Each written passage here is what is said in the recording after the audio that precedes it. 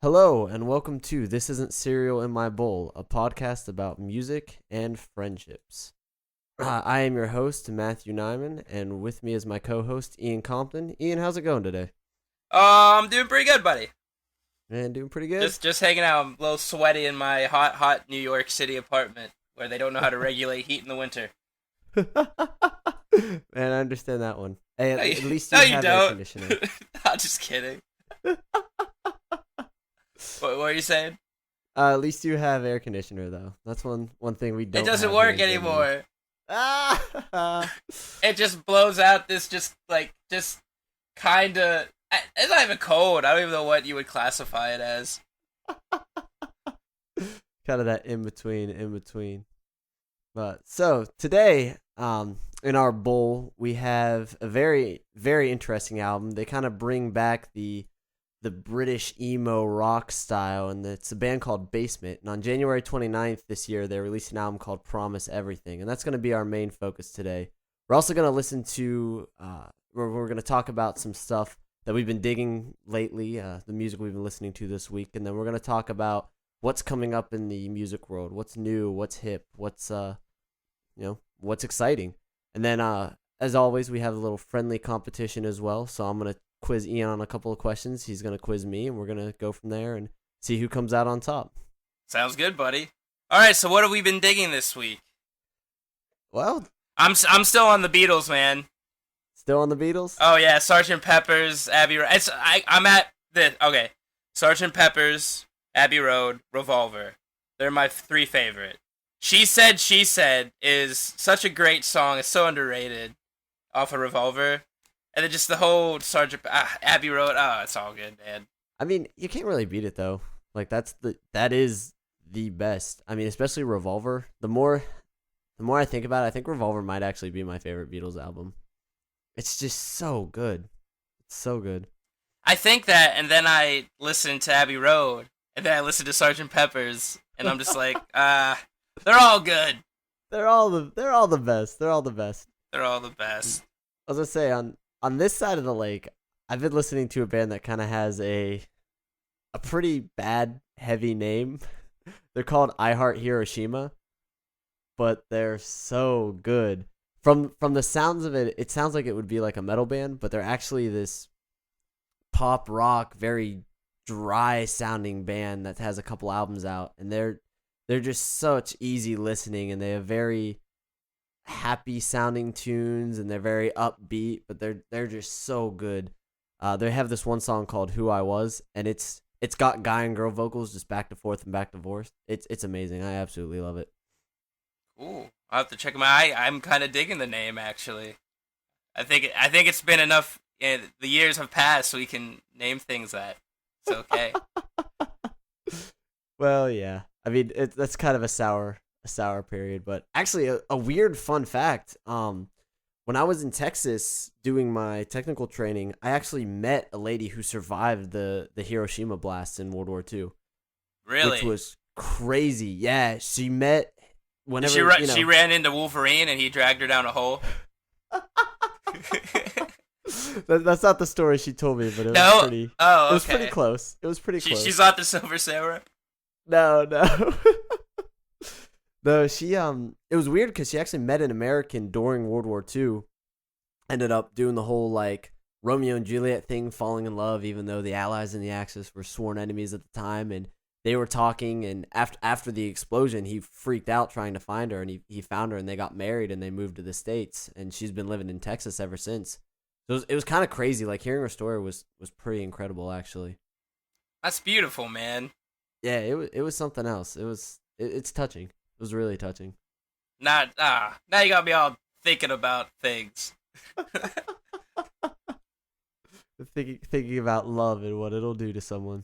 Right. But on a different note, I guess. So every week, obviously, there's a lot of albums that come out, and there's a lot of music, and I mean, I'm remorse to say this, but there's no way I can listen to everything. So, Ian, what's some of the things that you're most excited about this year or this week that's coming out?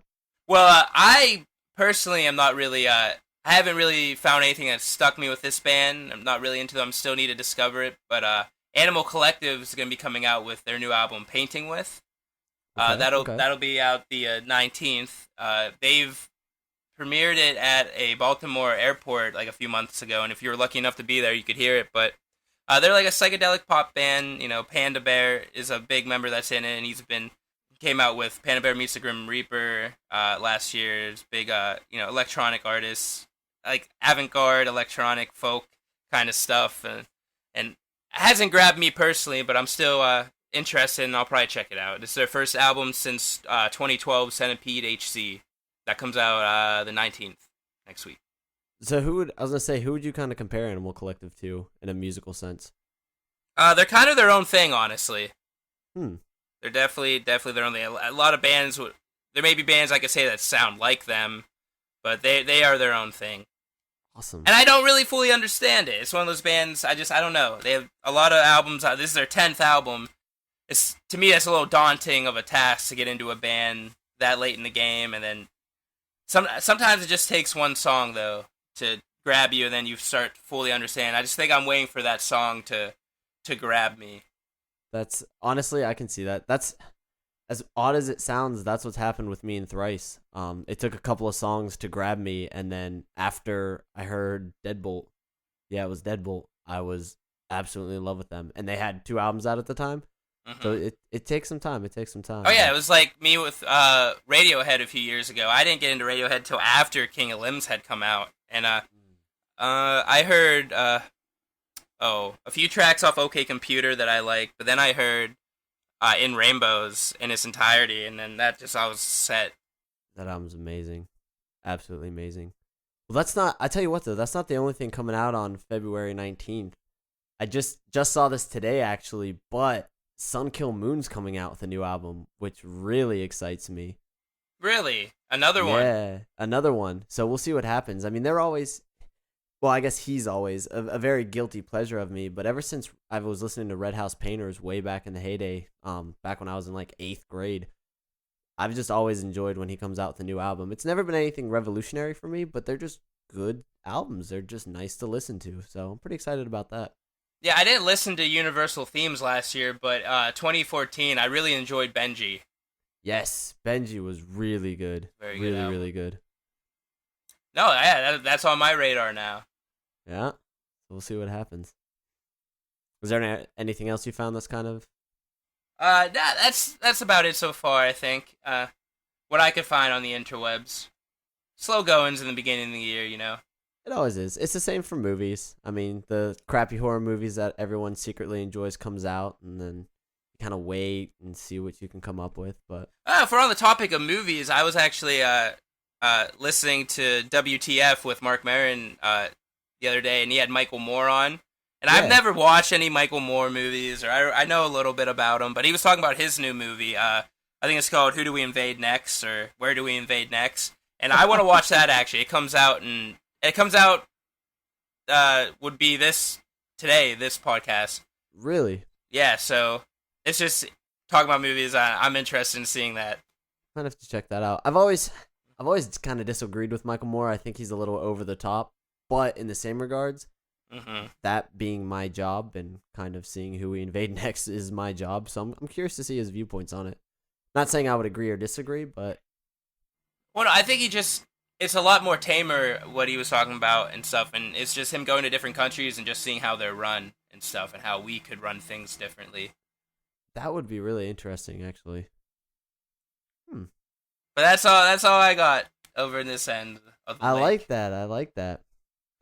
So that's what's coming out, and between some movies and some music, and we'll see where that takes us. But today our main focus is going to be Basement, which hopefully it wasn't recorded in their mother's basement, but they came out with their 3rd studio album. It's called Promise Everything, and it was released on January 29th through Run for Cover Records, which, I don't know, Ian, I've never actually listened to anything from Run for Cover Records. I was checking out their their band list before the podcast here, and I noticed that Me Without You is officially on this record label as well, which we both obviously have a huge love for and appreciation for. But did you know Modern Baseball was on Run for Cover Records? I did. And I you didn't would know be that. you would be wrong in your thinking that you have not listened to anything, because Pale Horses was released off of Run for Cover. It was. Yes, and everything Modern Baseball. So. Okay. Good to know. And every Balance and Composure, everything they've done. Really? That was on Run for Cover Records? Yeah, man. Interesting. Mm-hmm. And that Young Statues, their albums, I didn't really dig the second one, but the first one, that's Run for Cover. I didn't think I listened to a lot of Young Statues, actually. I think you showed them to me, but I haven't really, like... The last trip to Cornerstone, I played. Oh, that's right. Yeah. That's where you showed me them. Okay. But Interesting. yeah, Run for Cover is an independent record label based out of Boston. It was founded in 2004. So a little backstory there. And we named a bunch of bands that are on it. And I'm a big fan of Run for Cover. I'm gonna have to check more of these bands out on there, because like a lot of these bands kind of have weird names, but I've never, like, there's a band on there called Crying and Elvis Depressedly. Like, okay, maybe I've checked they're out good. Elvis before. Pretty good. Crying actually opened for Modern Baseball when I saw them last year at in Pittsburgh. I didn't love it, but me and pop punk are a little. Yeah, it's hit and miss sometimes. Pop punk and I. No, really. Like, I love Modern Baseball, but then there's some bands where I'm just like, I don't know. Like, I don't know about these guys. Well, have you Which- listened? Oh, go ahead. That show was one of the funnest shows I've ever been to. Yeah. Oh my goodness, I've had Modern Baseball. I lost my voice. Me and my buddy Nicky T were just in the pit the whole time, just pit. You don't see my quotes in my hand, but pit. And we're just jumping up and down, singing all the words, because like if you could name a few other bands that are better sing-alongs than Modern Baseball, I'd love to see them. But it's such a fun show. They're so good though. Like the last album that came out, that like, are you here? Are you making out? That's such a good freaking song. So good. Hey, you guys on the couch. God, they are. It's Modern Baseball is a band that's like a guilty pleasure band, but there's nothing guilty about them. Like, Oh, not at all, man. Not at all. they're so They good. can get deep when they want to. Yeah, Hooks for days, man. Hooks for days. hooks for days. And they're short songs too, which is nice. Like if I have music ADHD, like that's where I go right there is Modern Baseball. Like I do. Yep. Yeah, so that's a little bit about Run for Cover Records. Like I said, they released this Basement album on the 29th, and personally, this was actually the first Basement album I listened to. I've never checked them out, never heard of them. This album was honestly on Ian's radar, and it was his idea to review this album, and I was pleasantly surprised by it. It's just 10 songs, and there's nothing too extravagant, and it's very easy listening. It's very, I don't know how you would explain it, but it's kind of like you listen to a lot of emo bands from the early 2000s and that style of music, but not the screamo emo bands, like the alternative rock emo Like bands. the 90s emo revival with some 90s grunge thrown in there. Exactly, yeah, that's exactly what it sounds like. But I wasn't expecting that, and it's a pleasant surprise. It was a very pleasant surprise. Honestly, my biggest complaint about it, though, is all the songs kind of sound the same a little bit. Definitely do. Very similar, but it's the same deal for why I listen to pop music and why I like a lot of the pop rock bands or the radio pop that's out. Is it's good, but if I like an apple and I like an apple that looks like the first apple but it's a little different, I'm still going to eat the second apple. It's just the same. So it's not that it's anything bad by all means, it's just nothing new that I haven't heard before, which was kind of a disappointment, but I thought it was a really solid album. I totally agree. Yeah, there's nothing new here. There's a lot of same like chord progressions and rhythms going on. Lyrically, there's nothing special. Mm-mm. But it's just, yeah, you're right. It's a fun listen. It's a good listen. But it's one of those albums like catch a song here and there, and you're like, yeah, I'm feeling this. Like I've been listening to it a lot in my walk to work and looking at people and being like, yeah, I'm listening to music and I feel good. and it's like it's not real deep, but I feel good, and you people are walking, and I'm listening to this. But then I'll sit down in my bed with the lyrics, and I put my headphones on, and I listen to it, and I'm like, I'm bored by the fifth song. Right. And that's the thing is it's very I've been listening to it on the drive to and from work, and it takes me this album's a little shorter songs, about 2.5, 3 minutes a song, I would say. So I can get through about 6, 7 songs by the time I get to work, and then I'm good. I'm like, okay, I'm good. Which is a shame because I would argue that Promise Everything and Halo, the last 2 songs on the album, are the best 2 on the album. I mean, Aquasung is really, really good, but those 2 are just fantastic songs. Aquasung's my least favorite. Really? Yep. Oh, man. I love the beginning of it. It actually reminds me of the now disbanded local Pittsburgh band Red Hands.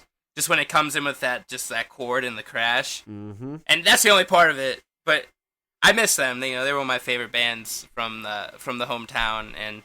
But I hear that, I'm like, some Red Hand stuff. But then I don't know, just like the chorus, the never to me.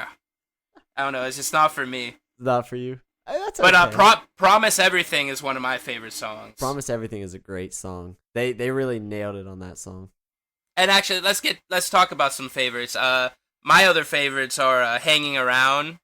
Ooh, that's the second track, isn't it? Yeah. Yeah. Oversize and For You the Moon. The only reason I don't put Halo there is that I feel like Oversize is, I don't know, I just feel there was Oversize and one more. What was it? I don't know. I just feel like Oversize, Halo, they were so similar that I preferred Oversize more. Okay. So would you say that this would be better as maybe a 9, 8 song album and then knock one out? No, I think as a finale? I think they showed where they can go. They played it safe a little bit with their return because they've been on hiatus since 2012. They returned in 2014 with a 3-song EP and then toured and made this, or was it 2015? But they were on hiatus for a few years, so it was a safe return. But you got bands like, Make, Do, and Mend and Balance of Composure and Title Fight, and, Balance of Composure, Title Fight, they've evolved into something better, and I think Basement are on their way to doing that. Even their vocalists, put him against other bands of this genre, he's far better. I would just absolutely played agree it with safe. That was one of the things that surprised me because listening to the first opening riff, I was like, okay, this is pretty good. But when the vocals came in, I was thoroughly surprised. I wasn't expecting that at all, especially for never listening to Basement before. Brothers Keeper was the very first song I've ever heard by them. So it was pleasantly surprising, actually. That was very nice. Yeah, he screams a lot more. I've actually, this is really my first album of them too. I just have known of them that they were, been on hiatus, coming back, and I've known of the Color Me Kindness and the other albums they had, and I've checked them out, and it's a little more on the hardcore side of the post-hardcoreness that they are, and I prefer his singing voice. He has a good singing voice, and when he does pull out that scream, it works in this album. Right, exactly. So while we're discussing this album and we were talking about the hiatus, I just read something kind of interesting, actually. Do you know why they went on hiatus? The lead singer wanted to finish being a teacher. Yeah, that's so freaking cool. Considering, right? Well, that kind of touches me a little bit because that's what I'm going for too right now. So I'm like, yeah, I could get behind that. I could definitely respect that. Yeah, I have my associates in secondary ed. Yeah. I just stopped. Man, dude, we could totally be teachers together somewhere. I'd love to go back. It's just paying rent is kind of the thing that I do now. But anyway, being that this is our first review, our second podcast, Matt and I, we'll just discuss a little how we're going to do things. We're going to do a 0 to 5 rating scale because I think we both believe that is just, going to 10 is just, it's too much. And we don't want to be pretentious with all our points like some other website that people check can be. This album gets a 7.654338. Not that I'm hating on Pitchfork, but I think we could leave it to the 0 to 5 with some 0.5s thrown in there. I like it. You don't need to go further than 0.5. You just don't. Because I guess to really dive off the deep end here and get off topic, but I've talked with my friend David Beck about this is that like you go to Pitchfork and was it like 8.5 or something is where best new music starts, or 8.6. Yeah. That's when you get categorized in the best new music category. And if you think about it, you have a to 10 rating scale. A 5 is an average album. That's average. Below that, you start to get to poor and horrible. Then above that, 6 is a good album. 7's a very good album. Right. Which 8. Think about it though. If you get a 7 out of 10 on a quiz, 7 is a C. But we're not talking about the flawed school system that we have in this country. We're talking about music, Matthew. And I'm saying 5 is average, you kumquat. Did you get a lot of 5s in high school? I got a lot of 5s in high school. I'm not thinking about high school.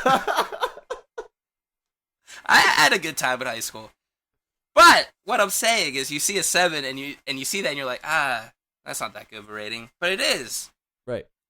10 is unreachable. 10 is your Sgt. Pepper's, your Dark Side, your Led Zeppelin 4, your OK Computer Kid A. You're on Letting Go. Your Color Spectrum. I can keep going on. Your 2112. Exactly. Your great albums, you know? Exactly. 9's phenomenal. 8's very good. So my point being is that we're doing a 0 to 5 scale, being 2.5 is an average album. 3 is good. 4 is very good. 5, outstanding. 0 is dog poopy. 0 I will never listen to. No. So 0 is probably the new Yoko Ono. I was about to say that. The new Yoko Ono will be 0. But I will give it one listen, but I will not warrant Yoko Ono. Yes, I'm a Witch too. That is the album title. I will not warrant that as a review on this podcast. It will be this was really funny. Oh, I remember a few years ago I was on YouTube and I found this video of John Lennon jams with Frank Zappa and Yoko Ono. Ooh. But I disregarded that last part. And I was like, oh man, Lennon and Zappa. Hells yeah! And I put on this video and it's like this pretty decent song, you know, they're jamming, all of a sudden you just hear, yeah, ooh, ooh, screech, screech. Ah, ah. It's just like, damn it, Yoko, you did it again! Oh gosh, that's horrible. Yeah, just bad. Anyway, getting to all that, the rating scale, we talk about Basement, Promise Everything, Subnote or whatever. The album artwork is really awesome. I was actually about to ask you what you thought of the album. I thought it was really cool. It kind of reminds me of a more like an Indian just rug art. You know what I mean? I don't know how to explain it. Just with the sun at the top, and then you have, it looks like they're walking into a beach or a walled city. It's just so cool. It's amazing. I think of like when I read, I had the Scholastic collection of the Chronicles of Narnia, and like I think of like, I don't know, like Old English paintings. I don't know. Like I would go to like some town in England and I would see this painting. That's what I think. I can see it. I can definitely see it. But I really love it. I was trying to figure out who did it and I couldn't find it. So if anyone listens to this and they find out who painted that, I would love to know. You can email it to us as a comment. I just wish people should give credit always to the art, because always. There's so many times that I've found, we'll probably do a podcast about it, where I've found an album that's one of my favorite albums now, just strictly on just seeing the album artwork and being like, that looks cool. Mm-hmm. Well, and think about too, I mean, shout out to Marsha Furman back in Butler, PA, but she did the album artwork for that one album, and it the band's slipping me here. Help me out. I can't think of their name. It's the Flyleaf sounding band, but she also did Deathbed, Flowerbed for Nathan Steitler. Right, and it's amazing. And those album artworks, like obviously these two artists give them credit, but the biggest point to me is that artwork told the story of the music. So you could tell Marsha sat down, listened to the album, and did artwork based on that. And it's so cool when an artist does that, because it gives so much more feel to the album, and it makes that an intricate part of the album. And it's a shame when they don't get credit for that, because they should. I mean, art takes arguably more work than making an album, and it's just as important of a part. If not, you would have a white CD and nothing else. So it's a shame when they don't get credit for that, especially if it's painted out like this Promise Everything album is. Very true, very true. I just want to clarify that Marsha Furman did not make artwork for Flyleaf. It was a band that we saw at Cornerstone that sounds like Flyleaf. The name will come. The name will come. Is it Asking Aslan or something? No, don't wake Aslan. Don't wake Aslan. Don't wake Aslan. There it is. Boom. There it is. Don't Boom. wake Aslan. What you got? Apparently the artwork was better Anyway. than the band. My rating for Basement's Promise Everything is a 2.5 out of 5. That's less than I thought it was. Really? Yeah. I'm giving it a little bit more. I'm going to give it a 3.5. And here's why. The vocals. It would be a 3 because it's a good album to listen to. By all means, it's not worth your time, especially with how short it is. It's only 28 minutes. However, the vocals are better than most bands of this genre. So I'll give it a 3.5. That's true. Well, I was struggling with I was struggling with it. I'll say mine's a 2.5 going on a 3 cuz yes, the vocals are good, but it's just to me it is though what I was stressing earlier, it's an average album. It's a little above average, I guess. I don't know. 2.5 or 3, that's what I'm going with. It was a fun album. I enjoyed it. I would love to see them live. That would be a very fun show. I feel like live they'll be a whole lot better than anything else we can imagine on the record. Just because of the energy that you can't get on an album sometimes, unfortunately. Like the big guitar solo at the end of Submission with that sing-along ending. Can you imagine? that? I would be in the crowd, raising my fist, singing along. Oh my gosh, yeah. But yeah, that's Basement, Promise Everything. I would definitely recommend listening to it. It's a good start to 2016, and it kind of gets your feet wet for some nostalgia purposes as well. But I would absolutely check it out. It's definitely worth it. So this is the part of the show here where, Ian and I like to have a little competition always. Unfortunately, he won last week, so I'm coming back hard this week. I got some interesting questions for him I don't think he'll be able to answer. A little bit of personal history that we'll dive into too in this quiz. But we're going to go back and forth, one against the other, and it's going to be he'll ask a question, and then I'll ask a question, and we'll just go and repeat that 3 times, and we'll see who the winner is. And we like to keep a little tally as well. And at home, if you guys have any questions that you think can stump one of us, you should send it in, and he'll ask me or I'll ask him or something of that nature, and we'll go from there and see exactly what happens. So, Ian, we'll have you start this round off. See what you got.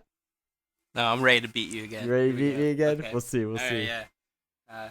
Matt, he's a little more in control of his time management skills, so I came up with these on the spot real quick. So if I do lose, remember that. Anyway, all right. I want you to name 3 bands currently signed to run for Cover Records that are based in the great state of Pennsylvania, where we are from. What? Please go look at the list. Don't look up any more, but look up, signed acts. And So it is fair for me to look I just up need 3. I just need 3 bands that are, you should definitely know one. So it is fair for me to look up the list then, right? Yeah, you can look up the list, Okay. just don't look up where they're from. Okay. You just have to guess. And I'll give you 3 strikes. We won't give you a timer on this one. But 3 strikes. Well, the first Give you one's 3 strikes. easy. Me Without You is based out of Pittsburgh, or not out of Pittsburgh, but Pennsylvania. Ah, opposites. That say the one name. I was always thrilled about because anytime I'd see them back in the day, I'd be like, "Me Without You, they're from my state." Yeah, Philadelphia. Philadelphia, the worst side, but I don't know, man. No, No? I don't know. Okay, so, well, okay, Me Without You, I know. Young Statues, are they based out of Pennsylvania? No, No, so that's strike New, one. I believe New York Okay, or New England something. how about Modern Baseball? Correct, Philadelphia. Philadelphia. So I got 2 strikes. Speaking of baseball, I got 1 strike. You have 1 strike. 1 strike and 2. Oh, you have 2 strikes left. Okay. 2 left, yeah. Yeah, speaking of baseball, look at you. Look at you. Look at me. How about Crying? We talked about crying a little bit today. How about crying? No, they're from New York. Ah, okay. Second strike. Yo, one more. One more. You know what? If I go down swinging. Basement. What? Yeah. Did you just literally do that? Yeah, I did. They're from England. You even said they're from England. I legitimately don't know. And the last one would be Modern Baseball. I thought Me Without You I knew, but the last one would just be a crapshoot. I don't know if anyone else is, but I know for a fact that Tiger's Jaw, Little Big League, and Balance and Composure. Balance and Composure is from Pennsylvania. Yeah, they're from the same town of Circus Survive, like stuff. Really interesting. That's kind of cool. Point Ian. You got that one. All right. So, speaking of bands from New York, Edison Glass is a Christian indie rock band from Long Island, I believe, in New York. Their name is based on two renowned people from the 20th century. Can you name them? Oh, it's Thomas Edison, and is it Robert Glass? Nope. Philip Glass. Philip Glass. All right. Point, Matt. Well, Philip Glass, what's kind of cool is Philip Glass was actually a American composer. I don't care, I lost. No, I care. Philip Glass. What a great band. Great band. We'll have to talk about. They'll be in a Christian band podcast one of these days. For anyone that listens to Edison Glass, earlier I talked about I Heart Hiroshima. They remind me of Edison Glass. So if you like Edison Glass, you'll probably like I Heart Hiroshima. All right. Matthew, name 3 albums released last year, 2015, from Run for Cover Records. Oh, no. Me Without You, Pale Horses. There you go. Me Without You, Pale Horses. Modern Baseball is 2014, wasn't it? Mm-hmm. Okay. Young Statues came out with an album last year. Do you know the name of it, though? I do not. Did I state that I wanted the names of the albums? You did. Young Statues released a self-titled album? No, man. That was 2014. It was called The Flatlands Are Your Friend, so that's nope. Oh, no. You got me again. I did get you. I was looking for Elvis Depressedly, new Alhambra, I don't know how to say it, Turnovers, Peripheral Vision, which you need to listen to. Very good album. That good? Yeah, it's good. Cloakroom, self-titled, and then Modern Baseball released 2 EPs, and I would have accepted those, but I don't even know the names. See, I thought I was going to say, You're Gonna Miss It All was 2014, wasn't it? Or was it a little earlier than that? It was 2013, yeah. Okay. That's what I thought, but I wasn't sure. I was like, it's 13, 14 around there, but it wasn't last year. Okay. Well done. Thank you. Man, so this is 0-0, so if I can just stub him on one and get one, I got this. I will accept a tie. So, Ian, Beirut is one of our favorite bands, mutually shared. And on their sophomore album, The Flying Cub Club, they have a song called Nantes, which has a line in it that says, "It's been a long time since I've seen you smile." That line is reprieved in what song off the album? Am I allowed to look at the track listing? Yes. Okay, cool. Because you gave me the Run for Cover track listing, or band listing. While we're talking about Beirut, what did you think of No No No came out last year? Highly disappointing. Highly disappointing. I'm thinking No No No, go back to the studio.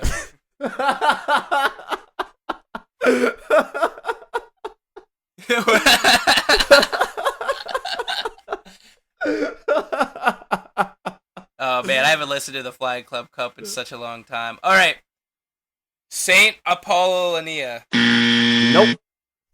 Cherbourg. Oh, I almost said that one. That's my favorite song off that album too. Just when he reprises that line, it's just so good. It's so powerful. I love it. I have to have a third question, right? You have a third one. This is the last round here. Yeah. Well, guess what? I don't have one, so I need to think of one real quick. I I thought I had one. This is bullshit. This shit needs edited out. Shitty shit. kind of want to keep that. Ah, you shithead. Here's a curveball question. Which album by Weezer is celebrating its 20th anniversary this year? Ooh, it's 2016, so that would be 1996. My golly, I'm gonna go with Pinkerton. You bastard. Ha Woo! Yes. We'll have to do it. We're gonna have to do a review when we get closer to the anniversary date. I would absolutely love that. That is an amazing album. Oh yeah, the release date is September. So, all right, because I can't manage my time and come up with questions to stump you. Ask me your third question. So my third question, this is either going to be really easy or really difficult, so we'll see what happens. Adderley is a 4-piece band consisting of 2 sets of brothers from Philadelphia, Pennsylvania. Can you name the name of their bassist? I haven't listened to them in years, man. Oh, wait. Oh! DJ Kirk. Hey! There it is. Did we just tie? We did just tie. Damn it! I will take a tie. I want to win forever. All I right. will take a tie. Real quick, we just want to give a shout out and credit to David Beck, my good buddy, ex-bandmate, for making the theme song for us. So thank you, David. Check out his SoundCloud, String Machine. I believe it's SoundCloud, String Machine, whatever. SoundCloud.com/String Machine. Great stuff, great dude. Love him dearly.